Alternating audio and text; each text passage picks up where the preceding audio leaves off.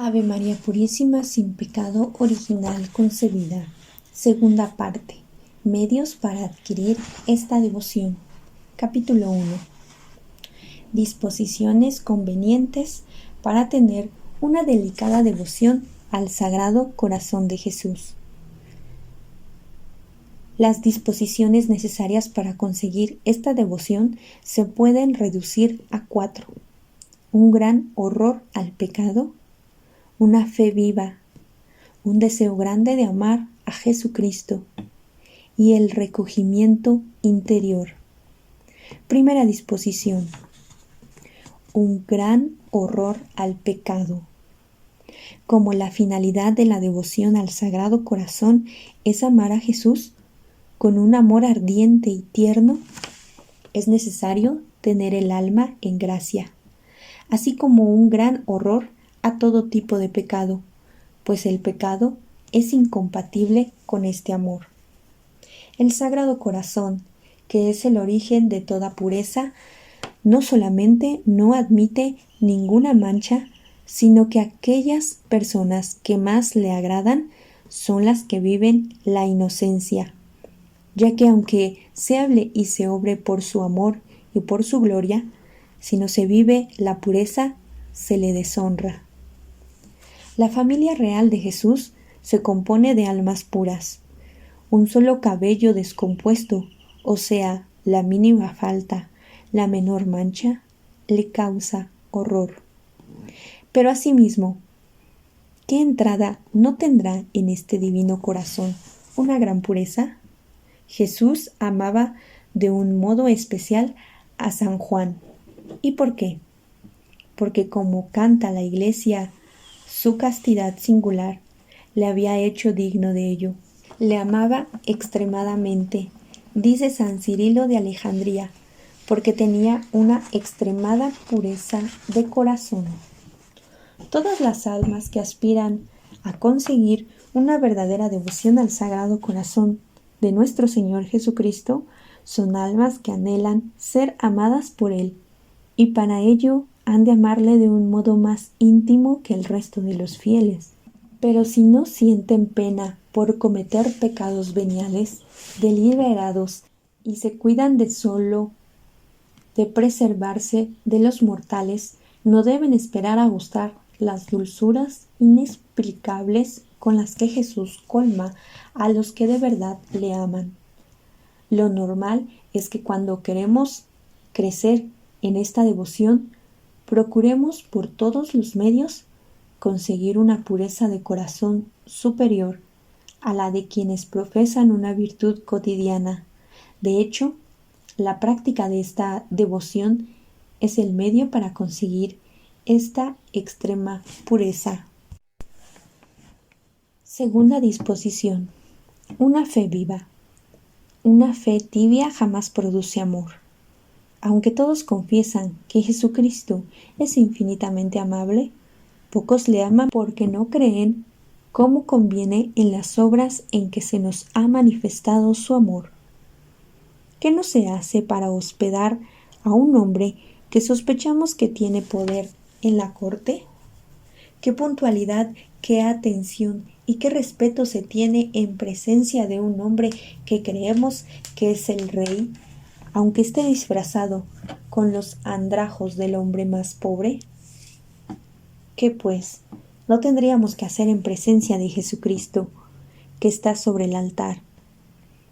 ¿Con frecuencia y con qué respeto le visitaríamos? Y sobre todo, ¿qué amor no tendríamos a nuestro amable Redentor, a nuestro único Rey, a nuestro único Juez, disfrazado bajo las especies de pan y de vino, si creyéndosemos sinceramente que está allí, o por lo menos lo creyéramos con una viva fe? Las reliquias de un santo infunden respeto. Leer sus virtudes provocan veneración y amor a su persona, porque en ningún momento se duda de la veracidad. Pero el cuerpo vivo de Cristo y su sangre que están sobre el altar y contemplan las maravillas que obra para manifestarnos su extremo amor, ¿no infunde casi ningún respeto ni amor?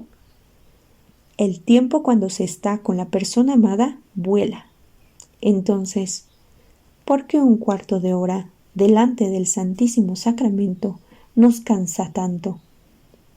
Un espectáculo o una representación profana siempre se hace breve, aunque haya durado 3 horas, porque una misa en la cual Cristo real y verdaderamente se ofrece en el sacrificio por nuestros pecados nos parece superior a nuestras fuerzas, porque no dure más que media hora. Y además sabemos que en la representación de una fábula con actores, los que actúan y que todo ello son inútiles. Por el contrario, dudamos de que en el santo sacrificio se ofrece la misma víctima que en el Calvario. No hay cosa más útil que esta acción, la más sublime y santa de nuestra fe.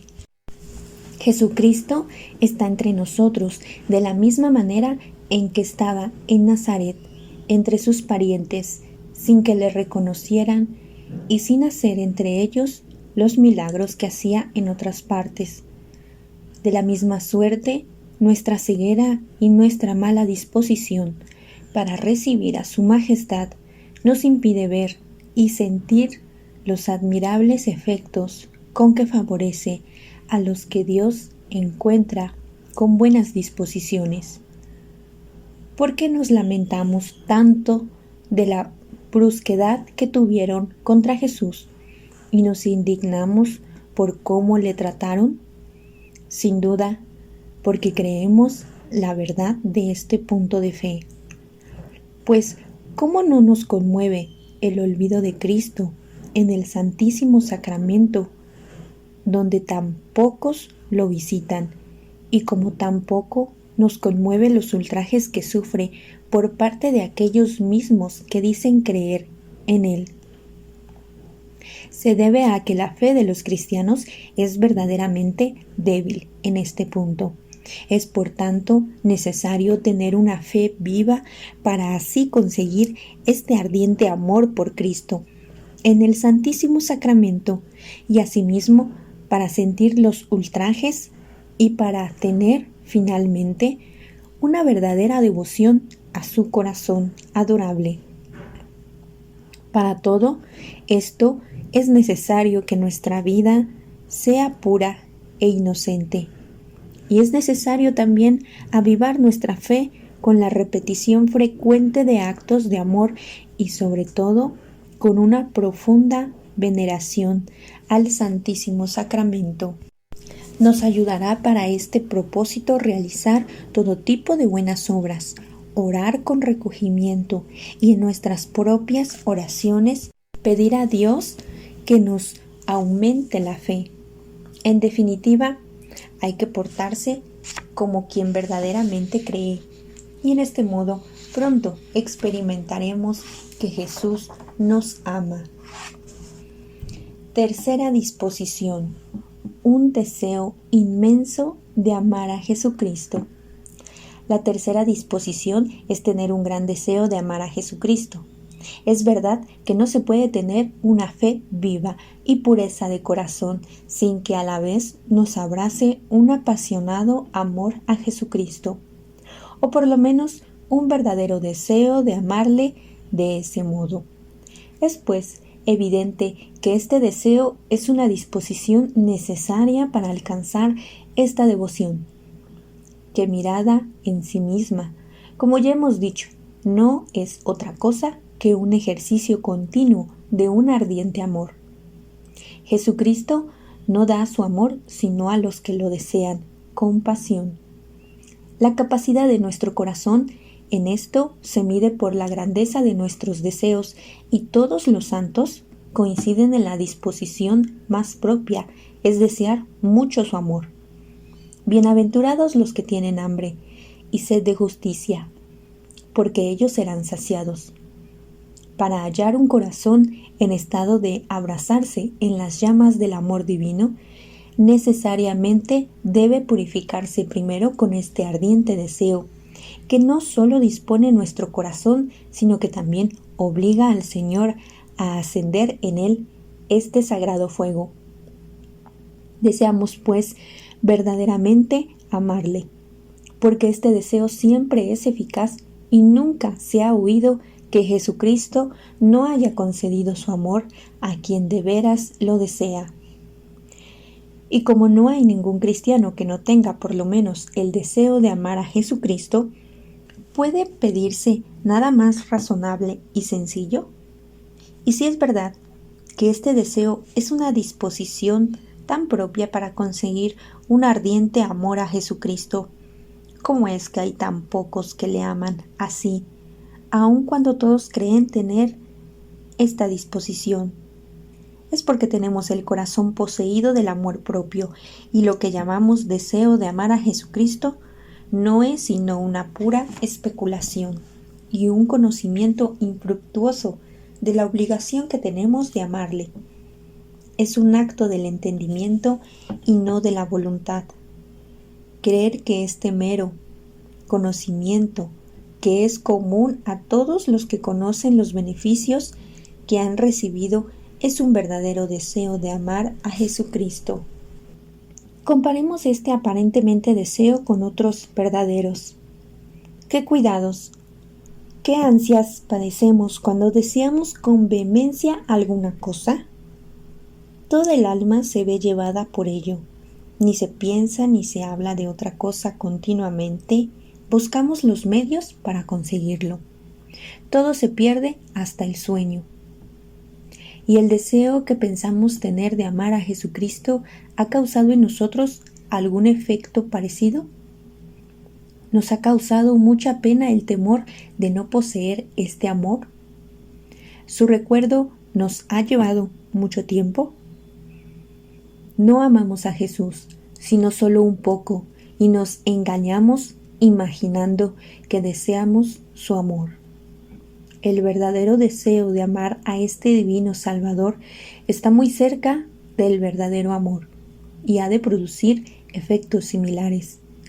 ¿Y quién está lleno de amor propio? Es cierto que no desea amar mucho a Jesucristo, pues le ama muy poco. Hay un gran peligro en que estos deseos estériles de amar a Jesucristo, que sentimos algunas veces, sean solo algunas pequeñas centellas de un fuego medio apagado e incendios verdaderos de la tibieza en que vivimos.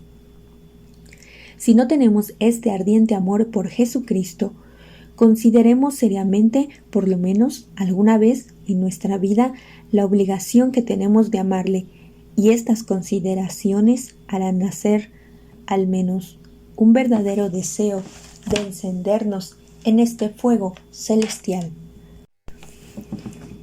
Cuarta disposición: el recogimiento interior.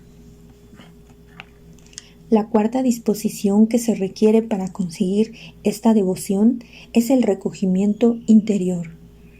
Dios no se deja casi sentir entre el bullicio, y un corazón entregado a todos los objetos, un alma que está continuamente derramada en lo exterior y ocupada continuamente con preocupaciones superfluas y con pensamientos inútiles, no está en condiciones de oír la voz de aquel que no se comunica a las almas ni les habla al corazón, sino a la soledad. Yo mismo la seduciré, la conduciré al desierto y le hablaré al corazón. Oseas capítulo 2, versículo 16. No se puede mantener la lucha para amar a Jesús con constancia sin recogimiento interior. Jesucristo se nos comunica de un modo particular por medio de esta devoción, y por eso es menester hallarnos en paz, apartados del aprisionamiento y del tumulto de las cosas exteriores, y en condición de escuchar la voz de este amable Salvador, y para gustar las singulares gracias que hace a un corazón libre de toda preocupación y que no quiere ocuparse nada más que de Dios. Este recogimiento interior es el fundamento de todo el edificio espiritual de las almas, de modo que sin él es imposible adelantar en la perfección. Puede decirse que si no nos apoyamos en este cimiento, todas las gracias que recibimos de Dios son como las letras que se escriben sobre el agua o como figuras que se forman sobre la arena.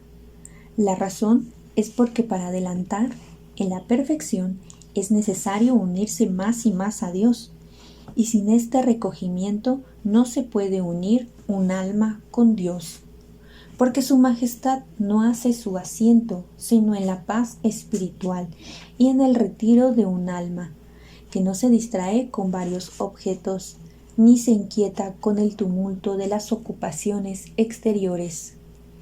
Y San Gregorio recalca que cuando Jesucristo quiere abrazar a un alma con su divino amor, una de las primeras gracias que la hace es dar un amor profundo al recogimiento interior.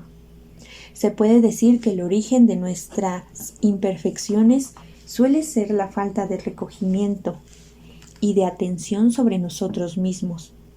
Esto es lo que detiene a tantas almas en el camino de la virtud, y esta es la causa de que el alma no halle casi ningún gusto en las prácticas de piedad.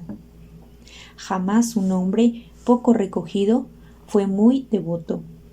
¿A qué se debe, decía un hombre santo, que tantos religiosos y tantas personas buenas, de buenos deseos y que al parecer hacen todo lo que deben para llegar a ser santos, sacan, no obstante, tan poco fruto de sus oraciones, de sus comuniones y de los libros que leen? Y después de haberse ocupado en tantos ejercicios de la vida espiritual durante años, apenas se conoce que hayan aprovechado algo. ¿Cómo es posible que haya directores espirituales que conduzcan a otros por el camino de la perfección, pero se detengan ellos mismos en sus imperfecciones ordinarias? ¿Cuántos hombres celosos hay?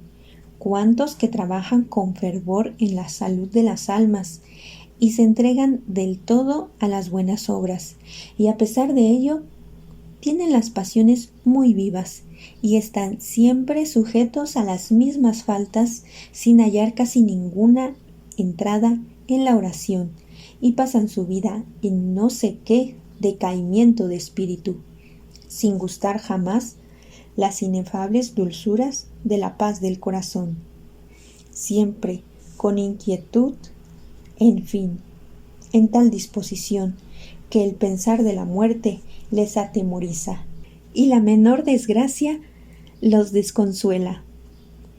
Todo esto procede del descuido de guardar el corazón y en conservarse en recogimiento. Estos descuidan su interior y se entregan demasiado al exterior. De aquí nace el que cometan una infinidad de faltas: el hablar sin consideración, el dejarse arrastrar a lo loco por los instintos, por los impulsos incorrectos y por acciones puramente naturales. No les sucedería esto si procuraran de arreglar su interior y si pensasen un poco en cómo es el trato con sus prójimos para impedir que las pasiones que se alimentan de un tipo de incoherencia como esta no se fortalezcan tanto para peligrosamente cuando se disfrazan bajo pretexto de celo y de virtud. Es preciso, pues, confesar que el recogimiento interior es tan necesario para amar perfectamente a Jesucristo y para aprovechar en la vida espiritual, que no adelantaremos sino en proporción a cómo lo vivamos. Este es el camino por donde San Ignacio, San Francisco de Sales, Santa Teresa, San Francisco Javier y San Luis Gonzaga llegaron a la cumbre de la perfección. Si no tenemos cuidado de vivir recogidos, aun cuando procuremos el bien de las almas, sacaremos muy poco de las mejores acciones. Guardemos silencio si queremos escuchar la voz de Jesucristo. Retiremos nuestra alma del tumulto y de la inquietud de las cosas exteriores, para poder hallar la libertad de conversar con Él más despacio y para amarle con fervor.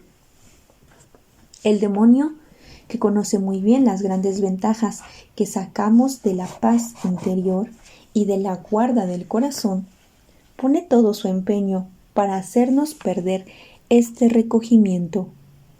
Cuando desconfía de poder quitarnos la paz en los ejercicios y en las buenas obras, se sirve de estas mismas buenas obras para obligarnos a dispersarnos en lo exterior y sacarnos, digámoslo así, de la trinchera donde estamos defendidos de sus tiros. Un alma, pues, llevada de no sé qué satisfacción que se suele hallar en este tropel de acciones exteriores, engañada con el pretexto de que hace mucho por Dios, se disipa y pierde insensiblemente esta unión con Dios.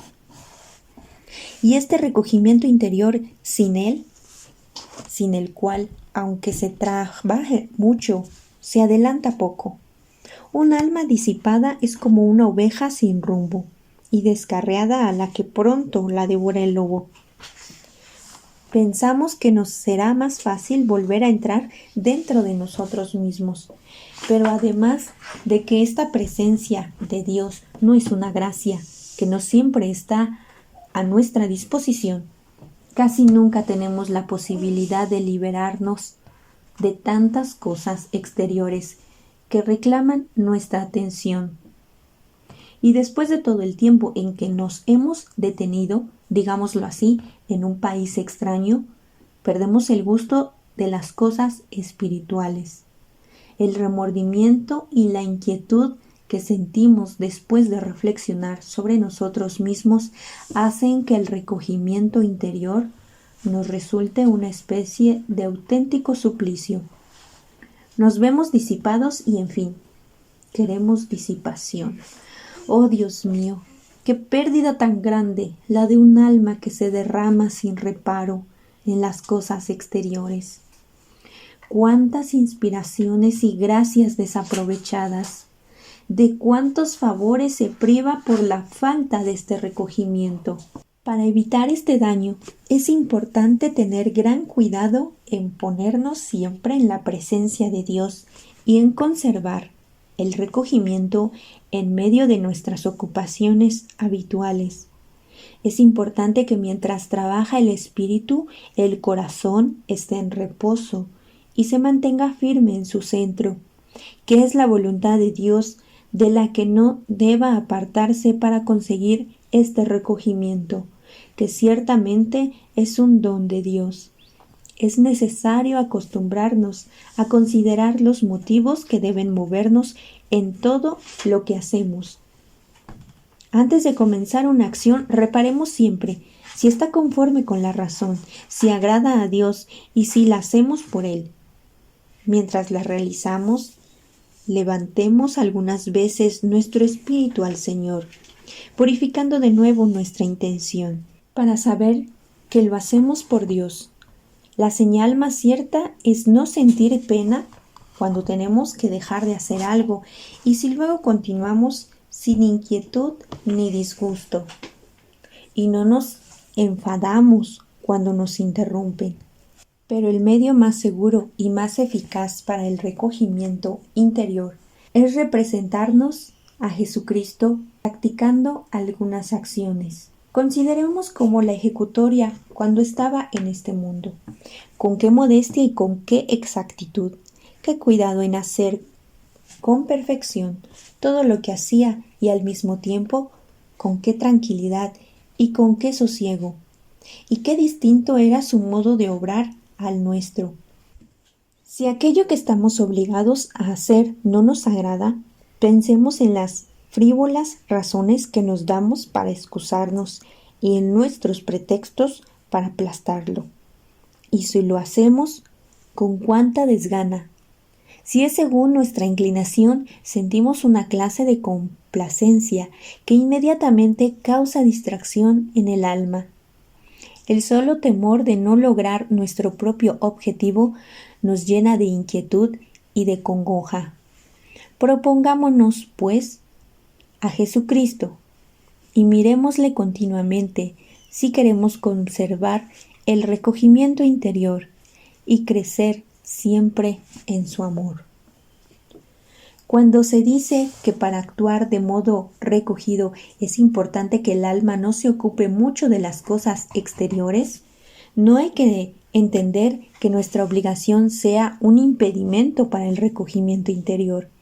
Podemos trabajar con mucho recogimiento. Los santos que tuvieron una comunicación más estrecha con Dios y que por eso vivieron mejor el recogimiento interior, se emplearon muchas veces en asuntos exteriores. Así lo hicieron los apóstoles y todos los que trabajaron por la salvación del prójimo. Sería un engaño creer que nuestras obligaciones son un estorbo. Cuando Dios nos da esos encargos, esos son los medios más propios para unirnos continuamente a Dios.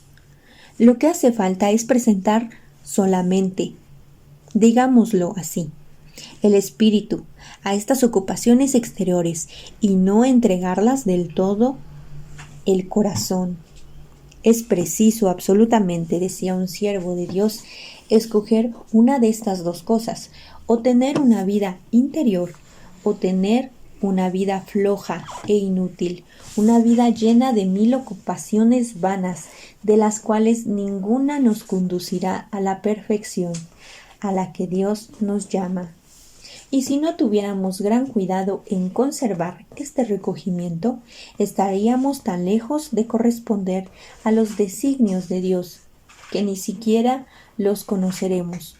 Por eso, no llegaremos jamás al grado de santidad y perfección que nuestro estado pide. Un hombre cuyo corazón no está recogido se dispersa por todas partes sin hallar en ningún descanso y busca ansioso todo género de objetos sin poder saciarse con ninguno. En cambio, si se diera el recogimiento o entrase dentro de sí mismo, encontraría allí a Dios y gustaría de Dios, y su presencia le llenaría con tal abundancia de bienes que no iría más a otra parte a buscar con qué llenar el vacío de sus deseos.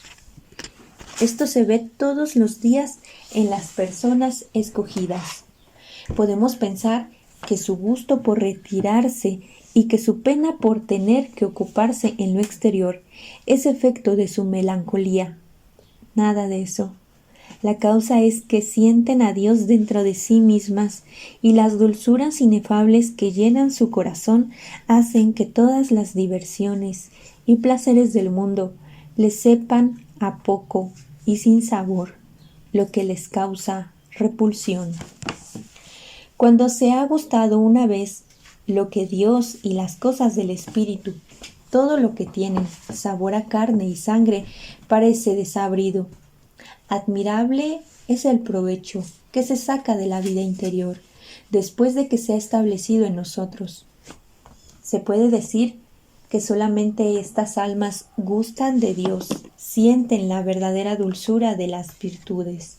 Yo no sé si es efecto del recogimiento interior o es el premio del cuidado que se tiene por andar siempre unido a Dios, pero lo cierto es que un hombre recogido posee la fe, la esperanza, la caridad en un modo tan sublime que nada es capaz de hacerlo vacilar.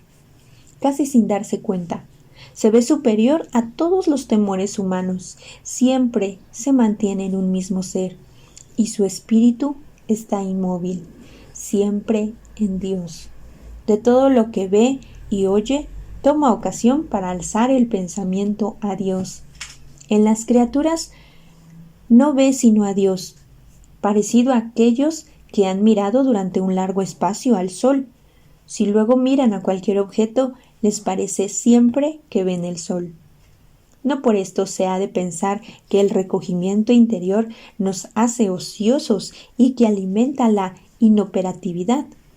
Un hombre verdaderamente recogido es más activo y hace más bien y mayor servicio a la Iglesia en un día que otros 100 hombres que no son recogidos. Lo pueden lograr en muchos años, aunque tuviesen muchos más talentos naturales. No solamente porque la distracción impide el fruto que suele producir el celo, sino también porque un hombre no recogido, que trabaja mucho, es como máximo un hombre que trabaja por Dios. Sin embargo, por medio del recogimiento es Dios mismo quien obra a través de este hombre. Quiero decir que una persona que no vive el recogimiento interior puede tener a Dios por motivo de sus acciones, pero el temperamento de cada cual, el amor propio y la inclinación del genio tendrán generalmente la mayor parte en sus buenas obras. Y al contrario, una persona recogida, atenta siempre a sí misma, a Dios, siempre está alerta contra los ímpetus del temperamento y contra los engaños del amor propio. Y nada obra que no sea por Dios y según los impulsos del Espíritu de Dios. Si pensamos que la diferencia que hay entre un hombre recogido y el que no le es, no basta para apreciarlo. En un hombre poco recogido se deja ver no sé qué aire de relajación que oscurece sus actos más virtuosos y que causa cierta desazón, disminuyendo nuestra estima hacia él. Al contrario, ¿qué impresión nos hace la modestia, la dulzura, la paz, que se muestran en el semblante de una persona verdaderamente recogida? Su moderación, su silencio y el continuo cuidado sobre sí misma, todo causa veneración y amor a la virtud. Es bien difícil vivir largo tiempo con recogimiento interior y no ser verdaderamente devoto, pues es cierto que la falta de devoción suele provenir de la falta de recogimiento. El medio para adquirirlo y para conservar este don tan valioso es tener un gran cuidado en los siguientes aspectos. Lo primero es evitar actuar con demasiada prisa y en no emprender nada que nos impida cumplir con entera libertad de espíritu todos nuestros ejercicios de devoción. Lo segundo, en no volcar jamás nuestro corazón en ocupaciones poco necesarias, de tal suerte que se quede estéril y seco para la oración. Lo tercero, en velar continuamente sobre nosotros mismos y en procurar tal disposición que siempre nos encontremos en estado de poder orar. El cuarto, en hacernos dueños de nuestras acciones, sobreponiéndonos, digámoslo así, a nuestros trabajos, teniendo nuestro corazón libre del estorbo y la turbación que ocasionan las obras que se hacen para el bien de las almas, la aplicación al estudio, el cuidado de la familia, el trato con el mundo y las complicaciones de los asuntos y gestiones.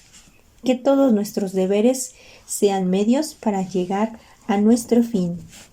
Quinto, en el retiro y en el silencio. Son medios eficaces para andar recogidos y es muy difícil que una persona que habla mucho vaya muy recogida. Sexto, el recogimiento interior no solamente es señal de una gran pureza de corazón, sino también es un premio. Bienaventurados los limpios de corazón, porque ellos verán a Dios, es decir, estarán continuamente en su presencia. Séptimo, para hacer más fácil el ejercicio de la presencia de Dios, se puede tomar algunas señales que nos lo recuerden, como cuando suena el reloj, cuando se oye una campana al empezar o a acabar alguna obra, siempre que se entra en alguna sala o sale de ella, al ver una imagen, cuando venga alguien y cosas semejantes. Octavo, la moderación y el sosiego en todo lo que se hace. Es un gran medio para adquirir este recogimiento, especialmente si se tiene cuidado en proponer por modelo la modestia y la dulzura de Cristo. Noveno, Algunas reflexiones frecuentes pueden ayudar mucho a un hombre que quiera estar recogido. El pensar que Dios está en medio de nosotros, o mejor, nosotros estamos en medio de Él y que en todo lo que hacemos nos ve, nos oye, nos toca, ya sea en la oración, en el trabajo, a la mesa, en la conversación. El hacer muchos actos de fe sobre la presencia de Dios, el estar uno con la misma modestia cuando está solo que cuando está acompañado. En fin, el recogimiento interior es un don de Dios y es necesario pedírselo muchas veces y pedírselo como disposición necesaria para amar ardientemente a Jesús. Esto hace eficaces todas nuestras oraciones. La devoción a los santos que más aventajaron en esta vida interior puede servir para conseguir este recogimiento interior, como son la reina de todos los santos, San José, San Joaquín, Santa Ana, San Juan Bautista y asimismo San Luis Gonzaga de la Compañía de Jesús.